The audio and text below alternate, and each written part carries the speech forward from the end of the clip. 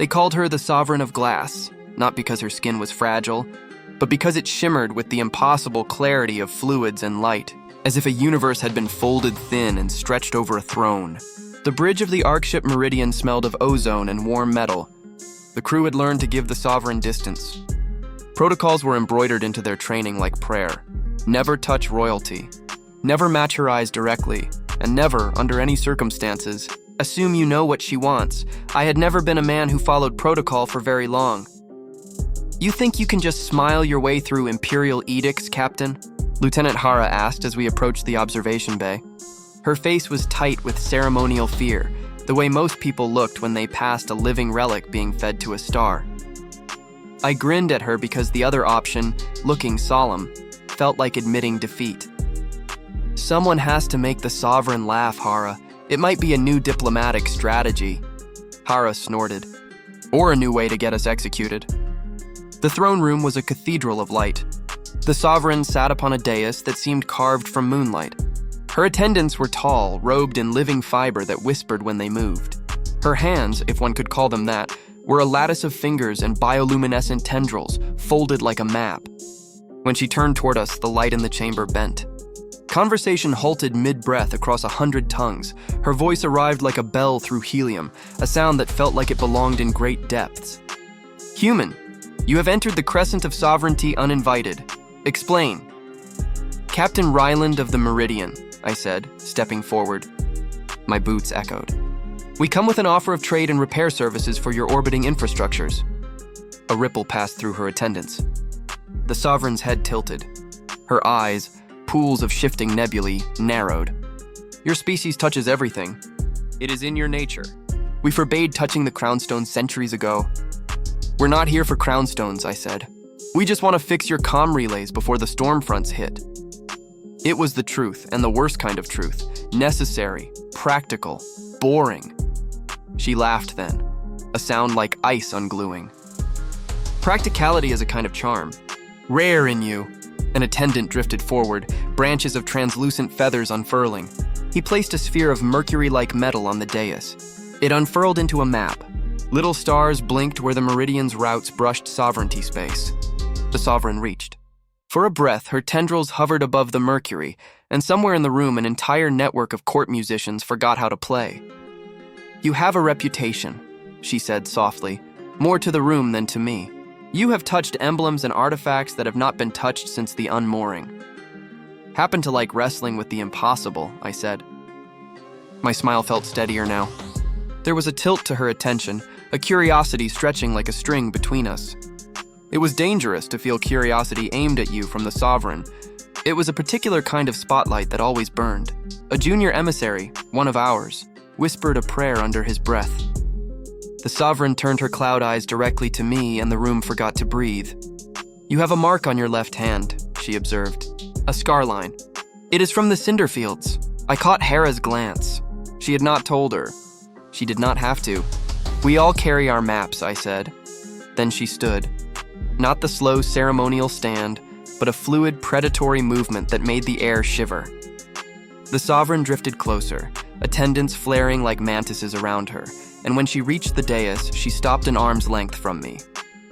Her tendrils quivered not unlike the feelers of a hunting sea scorpion. Up close, the skin on her neck reflected the room like 1,000 tiny moons. You are a human who smiles when threatened, she said. That is curious. You made the threat, I said. The words were simple. You called the crew in. You could have sent a message. Messages are for the distant dead, she replied. Touch is for the living. There it was. The temptation that had killed more dignitaries than any blade. Touch in sovereignty culture was not casual. It was the sharing of essence.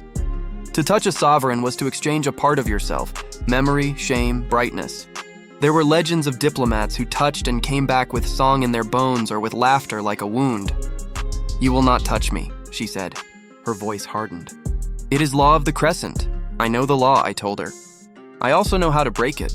Hera's hands tightened into knots by her side. Captain, she will not be touched, the chief attendant intoned, his tone carved into ceremony. To touch is to grant favor or to steal it.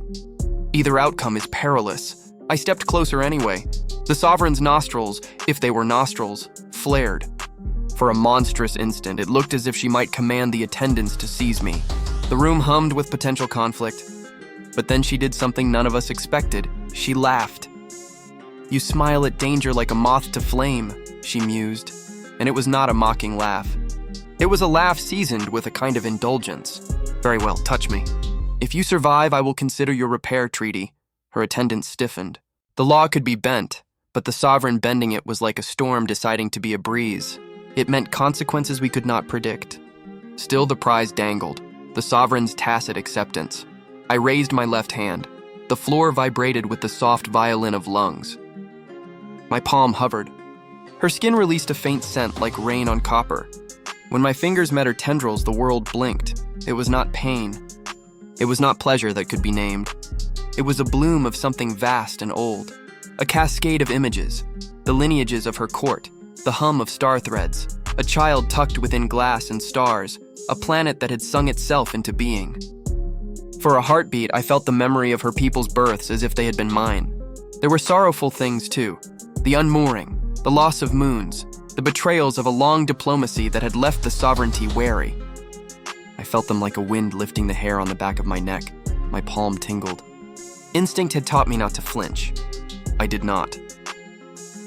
When I touched her, something else happened. She touched back. Images flooded my mind. Not alien pictures, but feelings that carried their own vocabulary. A list of small favors she had done once long ago, a surge of protective warmth, and then a sharp, childish annoyance that had not been released in centuries. She had been offended by something small and petty, a stubbornness fossilized into the sovereign's larger temper. It made me smile inwardly, both amused and honored to be the instrument of her relief. "You feel," she said softly, an astonishment like a door opening. "And you remember," I said, her tendrils curled around my fingers with a lightness that might have been reverence. Or curiosity. The attendants watched with horror and fascination. Hara's mouth was open. Later, she would tell me that she thought she saw my heart as though displayed on a table. Outside, in the Meridian's hold, storm fronts gathered and threatened the comrades we had come to repair. Inside, the court's tension thinned like the tide. The room exhaled. "You smile even when you touch," the sovereign observed. "You are foolish." "I prefer honest foolishness," I said. She drew back. The tendrils uncurled, but not with the stiffness of withdrawal. There was an aftertaste in her eyes, a weird softness. "You have given me something simple," she announced to the court. A laugh, a murmur rippled like wind through the chamber. Laughter from the sovereign was a geological event. It shifted treaties. It altered markets. An economy of favors rebalanced in 10 heartbeats. "You told me not to touch," I said. "You touched again," she replied. "It was a test," I offered. "And I passed?" "No," she said with the solemnity of an absolute. "You failed the law, but you passed me." Her attendants did not know whether to applaud or faint. The chief attendant bowed with the weight of centuries on his shoulders and called for the repair treaty to be written in the sovereign's presence. When the ink was set and the instruments were adjusted, the sovereign turned one last time to me. "You will be returning the favor of the touch," she said, which in sovereignty tongue meant an exchange would be required. "Humans live fast. They do not remember to bury their pain. What sort of favor?" Hara asked, white-knuckling the treaty she had been holding. The sovereign's smile, something like an ocean ripple, revealed a thought that made even the attendants lean in. "Tell me the memory of your first ship's launch. Tell me what you feared most that day." It was intimate. It was dangerous. It was also a bargain I had already made the moment my hand had closed over hers. "I'll tell you," I said. "But only if you promise to let our mechanics calibrate your relay arrays for the cinder ridges," she considered. Then, with the gravity of someone deciding whether to forgive a small insult from a beloved child, she nodded. "Agreed." We sat in the throne room while I told her the story of my first launch, the sputter of engines that shouldn't have held, the smell of scorched coffee on the deck, the way the safety harness dug into my ribs like a constant reprimand. I told her the fear that had lived behind my right ear, the fear that the hull would rip open and the stars would pour in and I would be left as nothing but breath. As I spoke, the sovereign's tendrils brushed my shoulder, collecting my words like a geologist picking samples from a cliff face. When I finished, she hummed. It was not an imitation of human sound, it was a translation of feeling. "You feared emptiness," she said. "We feared being unmoored." That is the same fear, Give.